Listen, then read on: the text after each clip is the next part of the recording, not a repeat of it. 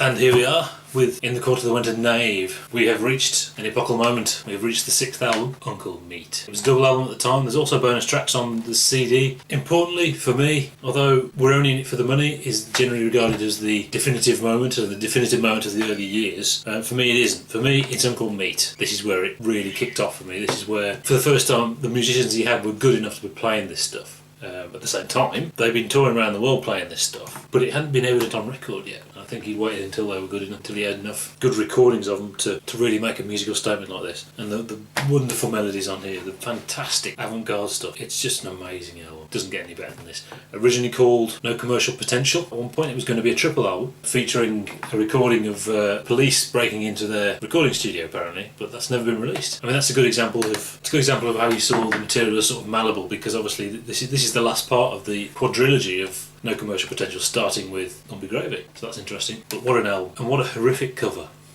First track, Uncle Meat, the main theme. It was around this time people were asking him to define his music, and I think he called it electric chamber music or something like that, because at this point things had really kicked off, which is certainly apt listening to Uncle Meat. Then you've got a bit of Susie Cream Cheese, the voice of cheese, just 26 seconds, into 9 tots of industrial pollution. Some of this is from live performances. This one isn't. This is concocted in the studio. It's essentially a guitar solo and kind of atonal. I think it's important. I think this is the first guitar solo. Obviously there's been guitar solos on these albums, but this is the first Frank Zappa guitar solo, that established style. We've got Zolar Czakl, I think that's how you pronounce it, which is the main theme played backwards, and it sounds brilliant backwards as well. Fantastic stuff. And we go into the sort of rock band version of Dog Breath. Dog Breath in the Year of the Plague. Starts off nice and dirgy and brilliant stuff. Legend of the Golden Arches. This is the first really complex piece on there. I really like this. It's kind of a bit forgotten. I believe it has a bit of a history. It possibly played at the Royal Festival Hall or something like that a few years before, and this was a section of a larger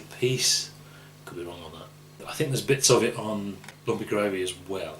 Going into Louie on the Albert Hall organ. It may be disappointing to listeners about how that sounds, but the problem with playing something like that is obviously there is a delay, there is a time delay between pressing the keys and the air travelling out of the pipes all that way over there. So it isn't very in time, but it's an amazingly anarchic listen. And obviously counterpoints Legend of the Golden Arches, followed by the sort of chamber music version, Dog Breath Variations, which is a bit of acoustic guitar on there, which is interesting. Right, Sleeping in a Jar is a tiny bit of a piece he wrote at school.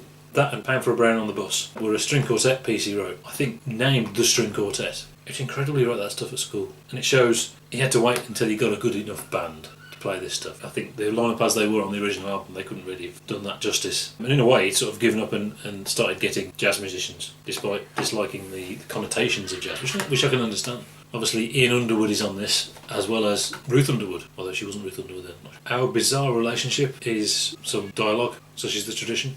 Interesting stuff, really. And then we got, finally, Uncle Meat Variations, where we establish what we've been hinting at through that whole side of the first record. Bits of the Legend of the Golden Arches as well that just hint at the Uncle Meat theme, and then it's fantastic. And we've got Electric Aunt Jemima, which is supposedly about his amplifier. Some cool stuff on there. Prelude to King Kong, which I really like that. There's some great playing on that. Bits of the King Kong-esque theme in a different time signature. That's pretty cool. And we got God Bless America, which is another live performance. And then Pound for a Brown on the Bus, which it's quite a sort of slow, dirgy version on this. But this is if there is a main version, this is the main version of that track. He wrote it at school. Pound for a Brown tended to be used as a vehicle for band solos, but instead of just having a version with a solo in it, he's obviously edited out the best solo. And Ian Underwood gets to introduce himself first. Mr. Green Jeans. What a great melody. Brilliant. It reminds me a little bit of Orange County Lumber Truck. And we got We Can Shoot You. Real atonal, percussive stuff. Really pushing those newer members of the band to their limits. Fantastic. Then you've got the guy moaning about not earning enough in the band. And we've got The Air, which is a classic bit of doo-wop. It's funny how, to me, I don't know if it's because the songs work better in the context of a full Zappa album. I prefer the doo-wop songs on the other albums than I do on Cruising with Ruben and the Jets. Maybe they're better songs, maybe they're better performances, or maybe it's just context. But I really enjoy listening to that one. Then we got Project X, possibly a real forgotten gem. Project X, really pushing the because he members of the band to their absolute limits. Amazing stuff. But kind of forgotten. I don't think it was played live very much or at all.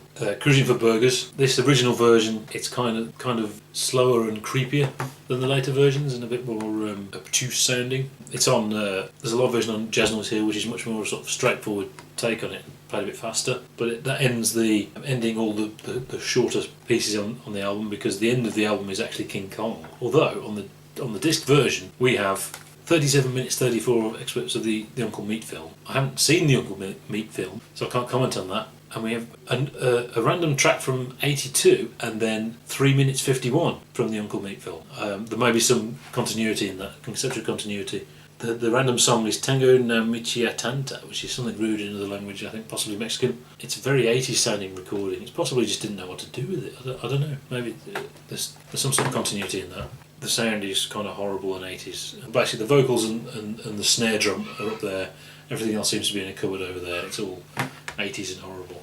I don't like the song. But the proper album, the proper Uncle Meat album, ends with the mighty theme of King Kong. A vehicle for improvisation, obviously. It got the band to do it now. First hinted at on Lumpy Gravy. This is the version of King Kong edited together from different performances of it. It works fantastically well. It really does. And it's one page of sheet music, played twice, and then they just go for it. That 3/4 theme is just fantastic. What an album! And I cannot do it justice. I'm not worthy. See you next time.